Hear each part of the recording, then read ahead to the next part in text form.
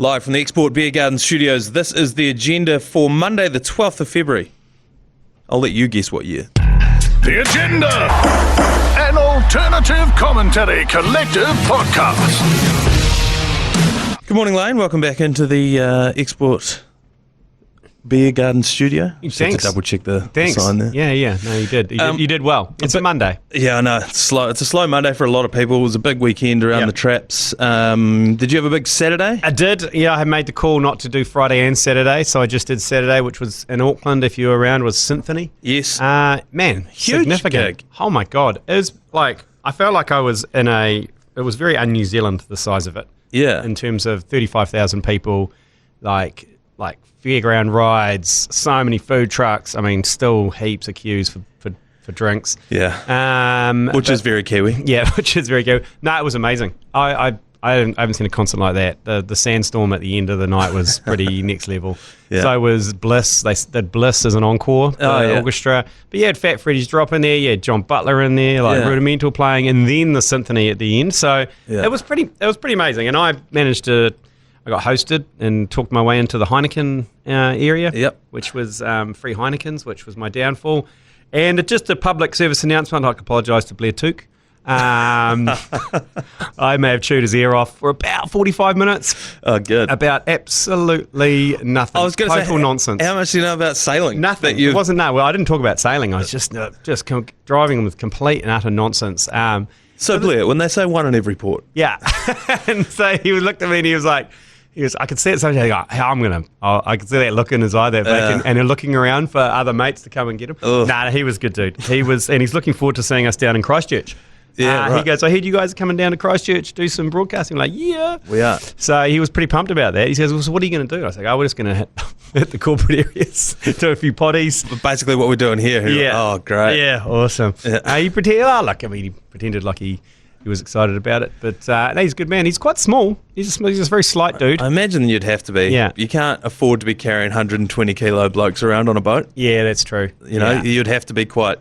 Also, at that point, it's hard to sort of navigate around a moving boat, climbing on webbing and all that kind of shit. You'd be a small man, strong core, I'd imagine. So, ability to withstand lengthy punishments from alternative commentators at public functions. I'd like to think that was part of his training. Yeah, He goes, right, who's the most punishing person in this area? Oh, it's that guy there, right. I got to do 45 minutes with him. A little bit of fortitude training. Just like, all right. It's mental disintegration. Yeah, well, it's like, how long can you withstand? Because they have the wee communication headsets on, so it would have been a bit of like conditioning for that kind of thing. Conditioning of tuning out and concentrating on something else. Yeah, 100%. But I also, just as we sat down here, Mash from the Matt and Jerry show came in and accused you of being kicked out of that corporate hospitality event. I wasn't kicked out. There's a couple of times where I got told to have a glass of water before I ordered. But I was also Robin Hooding a little bit because the queues were so big to get beers everywhere else. I was going up there and getting beers and then going back down and giving them to people. Yes. So I got busted Robin Hooding a couple of times, and then I think by the end of it they were like, "That's enough for you, mate." So they banned the Robin Hood. Yeah, Robin Hood got put in his place. That's all right. It was all friendly kind of stuff. It was nothing waste management style about it. There was no, and I think the barman said to me, "It's that stupid grin on your face." It's a vibe. And I was like, okay, do you want me not to grin? Because I always go up there and I go, "Hey man, just 4 more beers, please." And he's like, 4 more, and I'm like, "Yeah, 4 more." You needed to institute a rotation policy where you were going to different. The same guy. He saw me coming from miles away. The same guy. Highlight of I went to the pre-party thing on the Friday night, and the highlight of my night was the person behind the bar goes, "You look like someone." Oh no. I was like, oh shit, here we go. Seamus. You'll actually love this. No, it wasn't Seamus. For the first time in my life, it wasn't Seamus from Between Two Beers. She goes, "You look like someone." I was just like, oh, hope they're good looking. She goes, "Yeah, it's you look like Sean Johnson. And he's here tonight. I thought it was you. I thought it was him when you walked up to the bar." Hey, take that. And I was like, because this was a free bar, so she wasn't trying to get more custom out of me. She wasn't trying to make more money. I was just like, oh shit. You're like, I'll take it. I was like, I didn't know Lane's mum was working behind the bar. Oh, that's good. Have you been working on that line? No, that just came to me then. That just came to me then. So yeah, Sean Johnson, I'll take that. I don't know. It's a massive step up from Seamus. No disrespect to Seamus. Well, some disrespect to Seamus. But yeah, so it was good. Good weekends had all round. Sunday afternoon, I went to the Huapai Tav, got on the horses. Oh, nice. Yeah, they had a band going out there. Yeah, I must admit, at about midday on Sunday, I'd had a very productive morning, and then I hit lunch, and I couldn't go past the margarita, the can of margarita in the fridge, so I just took to take the edges off. Little rescue margarita. Little rescue at midday, and that set me right for the rest of the afternoon. Offered to cook a barbecue for dinner, so you can have 2 hours outside by yourself. I did actually. Did you actually? I was seen through the Matrix, and that's because I did the exact same thing. All right, let's get into some actual sports. The Super Bowl is on today. If you are quick, you'll be listening to this before it starts. If you are not, this is probably irrelevant to you. But there's plenty of gambling going around the office this morning. Everybody's getting their last-minute picks on. Have you invested in the Super Bowl this morning in your own personal account? I have actually, and do you know what? Because I know very little about this sport. You're going to go vibe. So I'm going full vibe. I'm going Travis Kelce purely because I think it's written in the stars that he's going to do something. Yes. And I've got him down to score a touchdown. Yeah. Like, I think maybe the first touchdown. I got a power play with him and someone else. I don't even know who that is.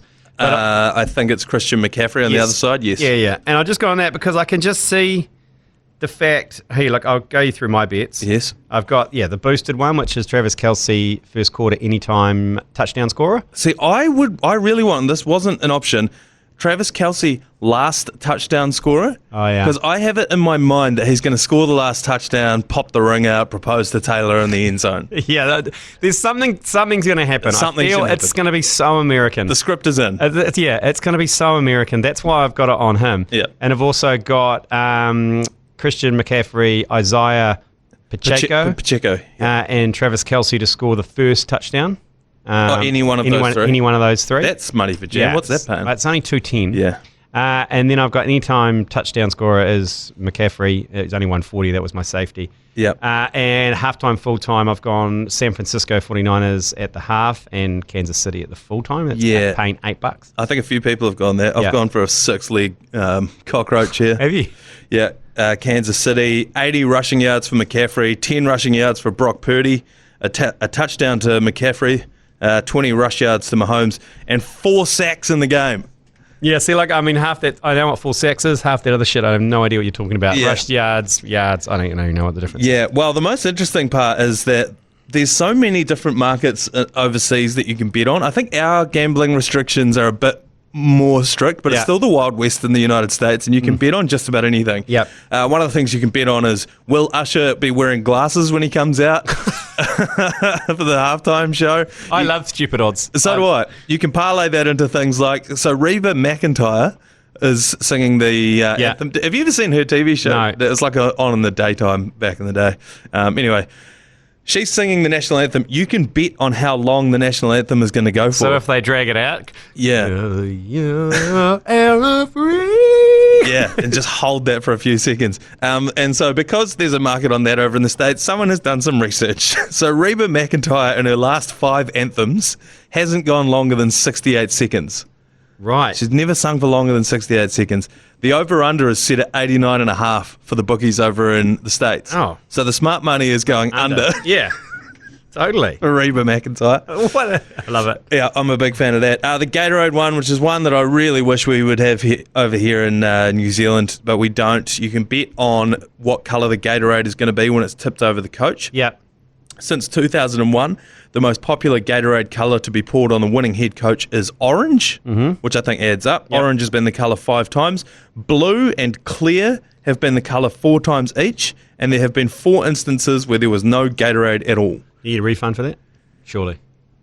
I think this is why the TAB don't go near this shit. I find these odds far more interesting than the actual... Than rushing yards and sacks and all that crap. Yeah, absolutely.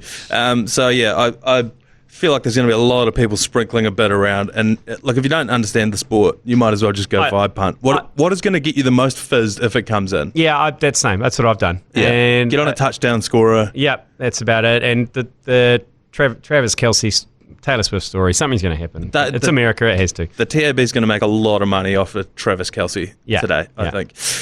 Pop quiz, Lane. You will notice that there are no questions on your sheet. No. They are on mine. Oh, great. Is this Super Bowl pop quiz? This is a Super Bowl pop quiz. This is by way of, 1, finding out how much you know about the NFL, and 2, teaching you and the listener a little bit about football terminology. Okay. It was put to me by Joe Jury this morning that for every question you get wrong, you should have to buff a beer at the Super Bowl party at the sweatshop. Okay. Do you agree to these terms?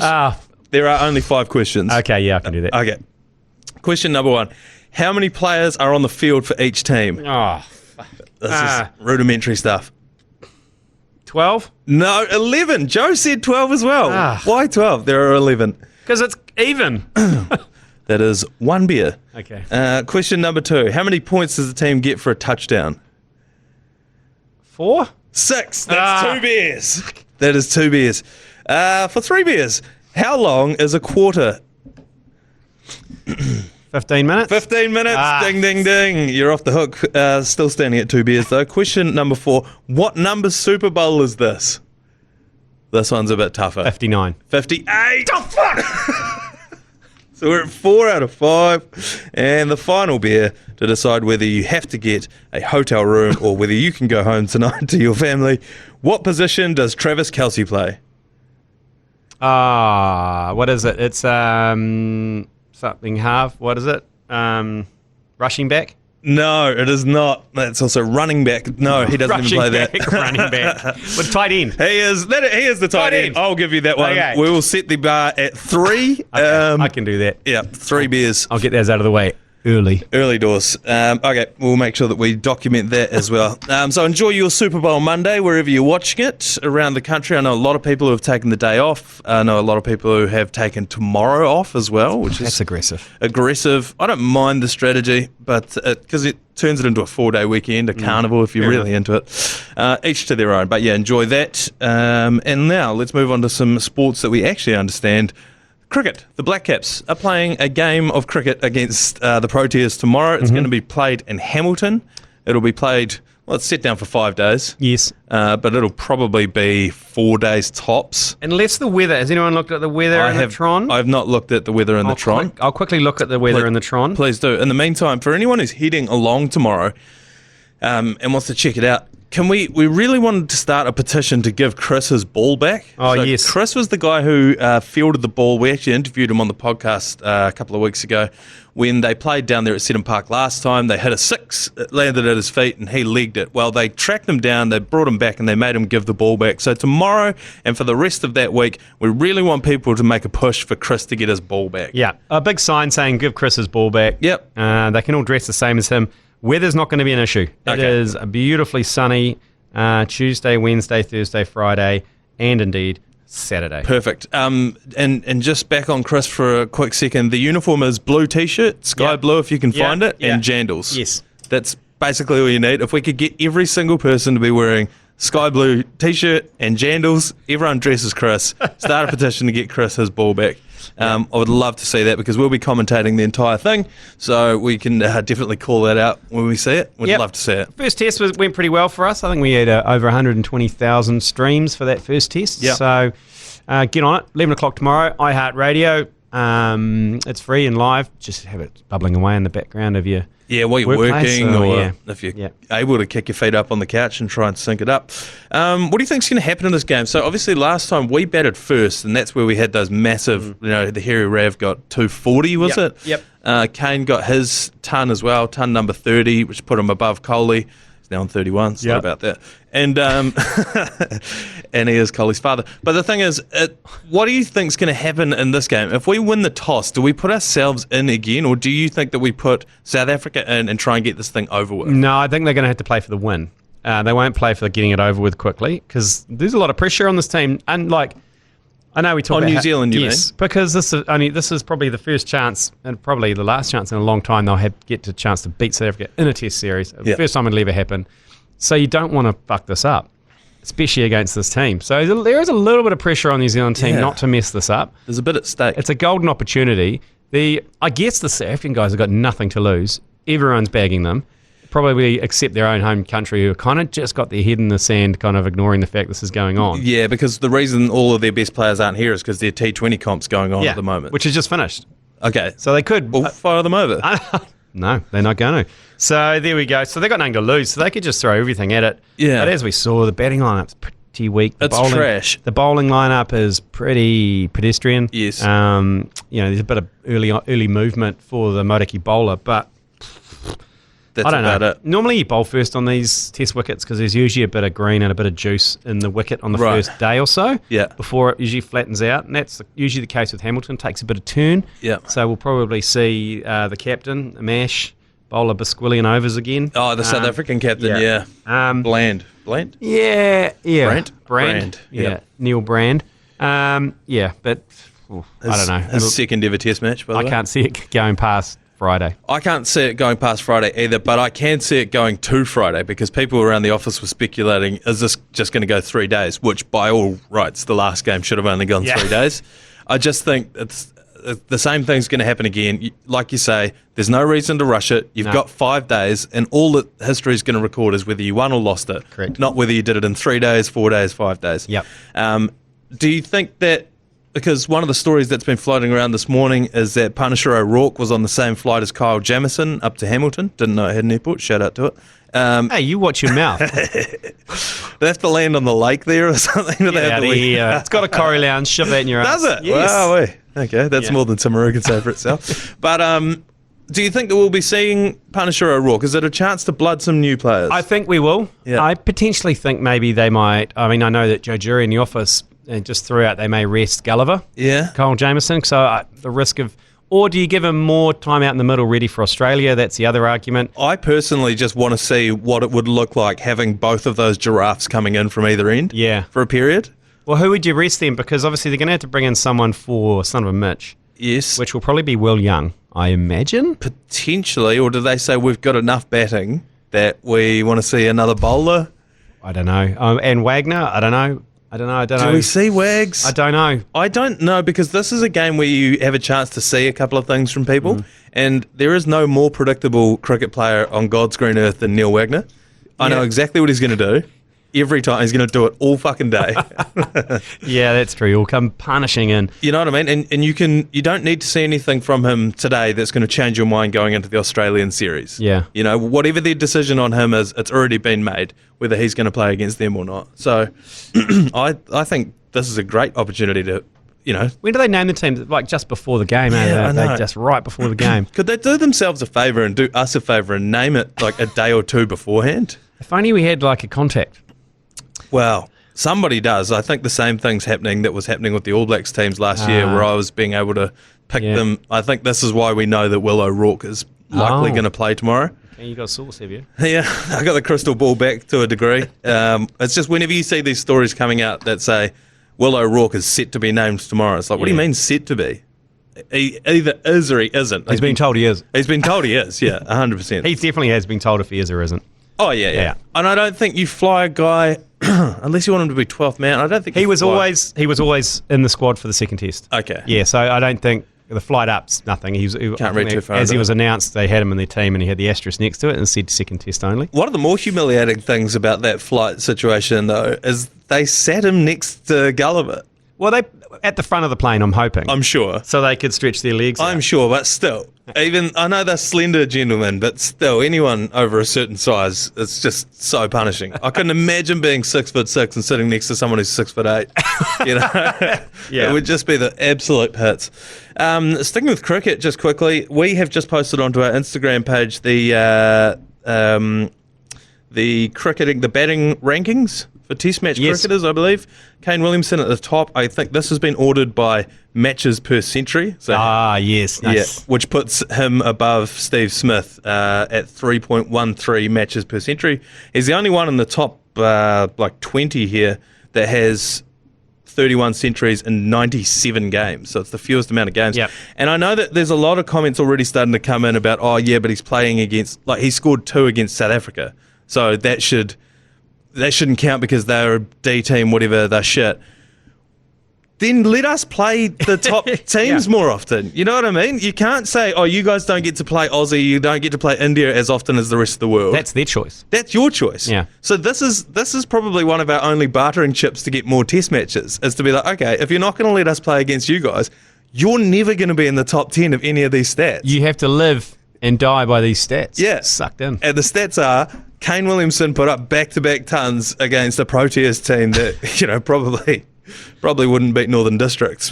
So, but you know what? Fuck it. These are the rules that you've set. I want him to do it again. 100%. I wonder what the odds are on that. Another back-to-back centuries. I reckon the TRB would have that up as a power play, if not a boosted odds power play, because that is the exact kind of vibe punt that sucks in the casual fan. Like me. Like me. But yeah, to be honest, it seems like it's fairly certain that it's going to happen. If Kane Williamson walks out uninjured and onto Seddon Park, I think he scores a ton. Yep. So if he walks out twice, he scores 2 tons. He may not be required. And he's on a heater. He's having a kid soon too. He is. Oh, that's right. Yeah. That's why I don't think he's in doubt for the Aussie T20s. That's right. Because she's in the drop zone. Induce her. All right. Let's move on to the... Is that true? Like spoken like a man who hasn't got any kids. I was listening to an NRL podcast the other day where the guy had his wife induced on the Friday because he had a game on the Saturday. It wasn't an elimination game or anything. It just was a game.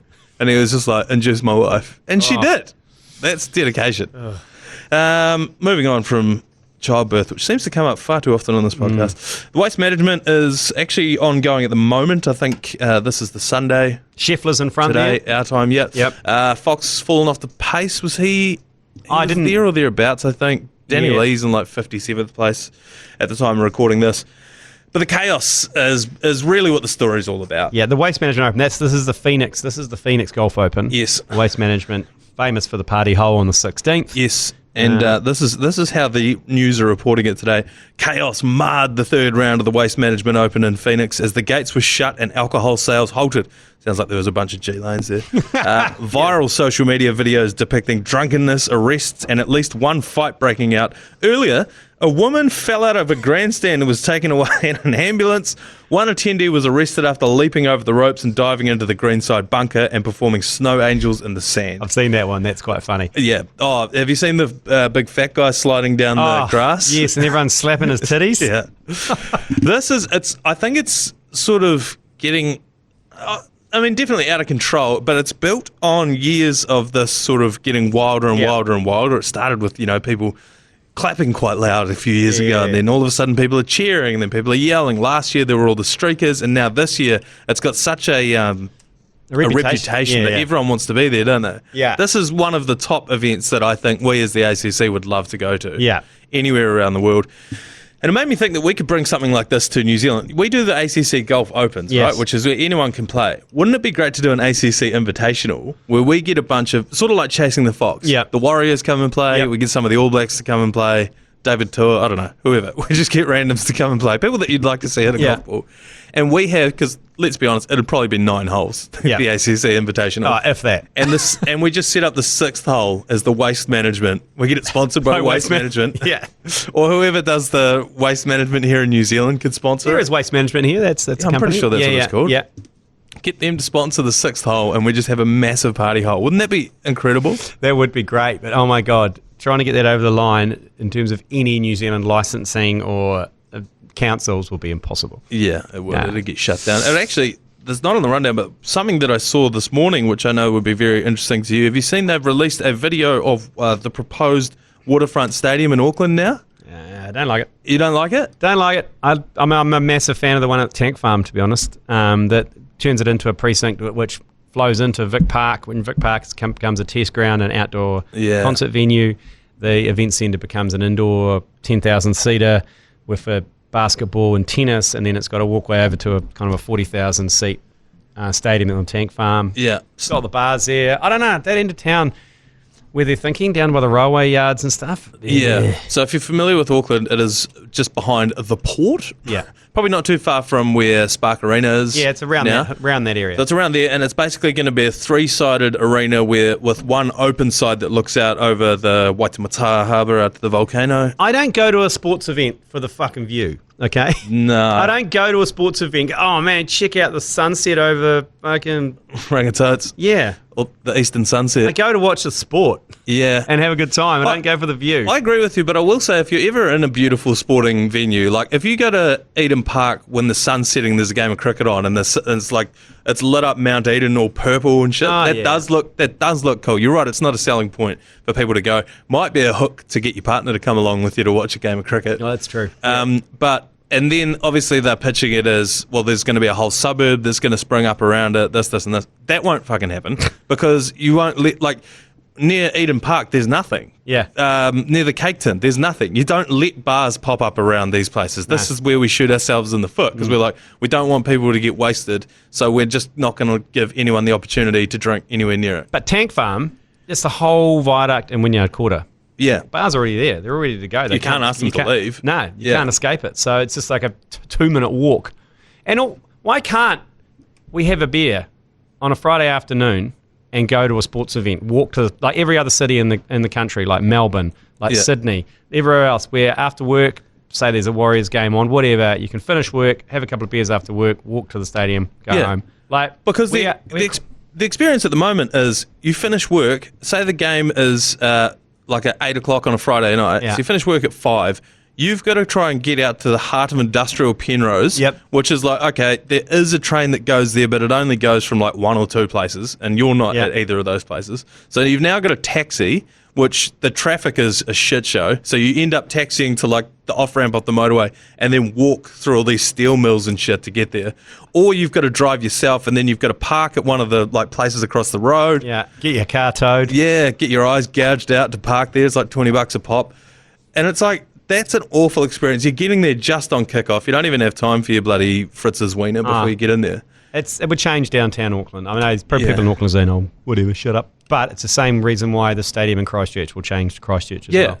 Even you think about Forsyth Bar in Dunedin, like Elton John was not coming to play at Carisbrook. So someone will probably Google that and find out he did play at Carisbrook. But I'm just saying, you know, these stadiums, they change the way that cities operate. Unfortunately, the council and everyone else just doesn't have the foresight to do it. It's all very short-term thinking. And that's why they'll probably just go back to Eden Park, throw another 100 mil at that, and take cricket out to East Auckland, and everyone will shut up and, I hope not. I'm happy to pick it. I'm happy to protest. I hope we're wrong, and I look forward to the opening of that in 2053. The Six Nations are on this weekend, and it's a great opportunity. I was with a couple of mates yesterday out at the Huapai Tav, shout out to it, and they were talking about Six Nations on the way back because they are rugby starved at the moment. They're keen for Super Rugby to fire up. Yeah, just loving their code. Just loving code. And so here's the results. The Six Nations is a great tournament to follow from afar because it's 3 games, you know all the teams, very easy. Ireland humped Italy. I think that was a foregone conclusion, 36-0. Yeah, the TAB stopped taking money on Ireland. They were paying $1.02 and then they shut the book down. France beat Scotland 20-16, but the controversial one was England versus Wales. There was a disallowed try at the end, and thank God. And the TMO got involved. That's a whole storyline. But for us, the storyline is your multi came in. I did. Yeah, I did the 4-league multi, 2 on the cricket. Sri Lanka to beat Afghanistan. Australia beat West Indies, which, I mean, 2 favourites. Yeah, and that was at anchor. Yeah, and England to tip over Wales, France to tip over Scotland. It was paying like $3.20.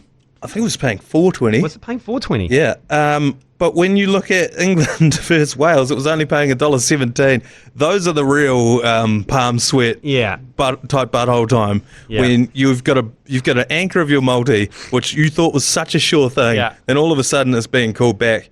I think, and I know I've said this before on podcasts, but I think we just bin TMOs, just go with vibe. Yeah. We don't. It doesn't need to be. Bring back the vibe. Yeah, bring back the vibe because it's only at the top level that people actually have TMOs. But at every other level, you just have to go off vibe. Yeah. Every club game is just like, fuck, I think he scored it. I guess they just say there's too much at stake now and all that bullshit. I guess, but even then with this TMO one, the ball was like you could see the ball, and I got to be honest, it was quite clearly being pressed down on the ground, but you couldn't see that part of the ball where it was touching the ground, so you couldn't conclusively say, I know that was touching the ball, the ground. So they had to say, no, it wasn't a try because I can't see it touching the ground. Yeah. Which, so even then there's still, you stop, you slow it down, you check all these angles. There's still a bit of, I don't know, maybe, a bit of vibe going on, you know what I mean? So at that point, it's like, I don't know, do we need to be checking every single one of these things? But I'm glad they checked that one. That's always a squirrely one. There are about 3 of those at the World Cup. Six Nations rumbles on, and we'll keep you posted on that down the track. Just to finish off before we head on to the Sweatshop Brew Kitchen for the Super Bowl extravaganza. Yep. I've got another rousing round of spit or swallow. Oof. There's something about that swallow that's... No. Barnaby Joyce, yes, you'll remember him, the former Deputy Prime Minister, was of Australia, by the way, was filmed lying on a popular Canberra street, swearing on the telephone after a long parliamentary sitting day. Joyce has told several colleagues he was feeling the effects of medication mixing with alcohol when he fell off a planter box and continued his phone call with his wife, Vicky Campion. Witnesses say Joyce was seen at 2 functions at Parliament House on Wednesday night in the lead-up to the 11:30pm video. Have you seen the video? No. Are you spitting or swallowing Joyce's excuse that he was on medication? I'm 100% spitting that.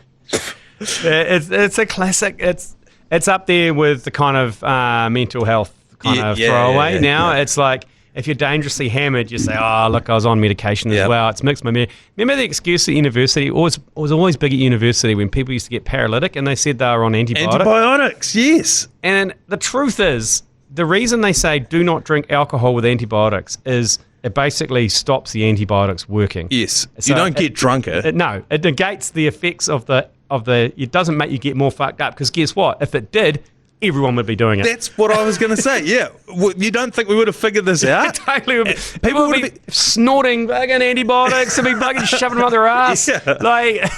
And it's just one of those great, antibiotics were here. Oh, is that why? Yeah. Is that why you had no clothes on, urinated yourself and vomited all through the bed? Oh. And then as a result of that, people that were on antibiotics would be like, oh, no, I can't drink tonight. I'll get wasted. Like, no, you fucking won't.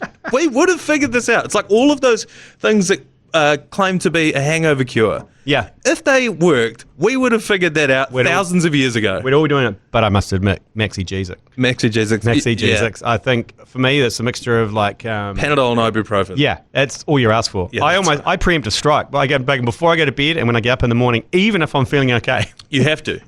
You have to bomb the hangover before it bombs you. Yeah, you got to get on the front foot. It's the preemptive strike, I call it. The UN don't like it, but it's the only effective method. I did the preemptive strike on Sunday morning, actually. Yeah. Wife goes, what are you doing? I'm preemptive strike. She goes, give me a couple. So I gave her a couple. We both preemptive struck the hangover. I swear by it. Matt Ward used to do it every single night when we were on the piss. He would have separate ibuprofen and Panadol and paracetamol. Yeah. But Maxigesic, I swear by that as well. But Barnaby Joyce, there is no way that that was a medication thing. Go and watch the video. It is hilarious. It's obviously someone trying to film him as they're walking past without him noticing, because you can kind of see he's only on camera very briefly and then it sort of whips away. But he is lying diagonally across the footpath with his feet against a planter box. He has clearly just fallen off the planter box and he is swearing his head off. What was he doing on the planter box? I don't know. I guess he had to stand up there to take whatever medication he was on. But I love this whenever someone's just gassed up and they're like, oh no, it was blah, blah, blah. What was our man, Scott Morrison, shat himself at a McDonald's? I'm sure that was a medication one. When Joey Johns was blacked out at the airport last year, I'm sure that was a medication one too. Didn't Brad Fittler wake up outside the train station in Melbourne or something as well? On the steps of the train station? What would be way better, I think, for society is for us to all just be like, oh, look, he got a bit too pissed. He had a blowout. He got too pissed. Yeah, I ran into a wheelie bin, broke my rib. Yeah. I didn't try and blame that on a medication. Nah. I was Wu-tanged. And I think if we were just like, look, every now and then, you're going to get a little bit too wasted. If we could all just wrap around people who are too pissed, help them out. And do you know what? It all comes down to, and this has been my ones, I didn't have dinner. Yeah, big time. That's been my downfall. And I'd go, man, how did I get so hammered? And then and then someone goes, did you have any dinner or anything? And I went, nah. Yeah, Friday night. So if he comes out and says, yeah, look, I went to a couple of functions, forgot to eat, I'd be like, there you go. It's happened to the best of us. Yeah, 100%. Whereas at the moment, he said he fell off the planter box. If he had known someone was filming him, he would have got up much more quickly. Oh, right. I'm surprised he didn't go, I'm on medication now and I'm, I'm struggling personally a little bit. I got some. Yeah. I'm on medication because I've got some mental health issues as well. Yeah. And then everyone goes, "Oh, it's okay, Barnaby." So, all right, let's knock the podcast on the head for today. We will see you down at the sweatshop for the Super Bowl extravaganza. And if you see either of us blacked out afterwards, we're on medication and going through some mental health issues. So we will see you tomorrow. You've been listening to the ACC's Agenda podcast. For more episodes, subscribe on iHeartRadio or wherever you get your podcasts.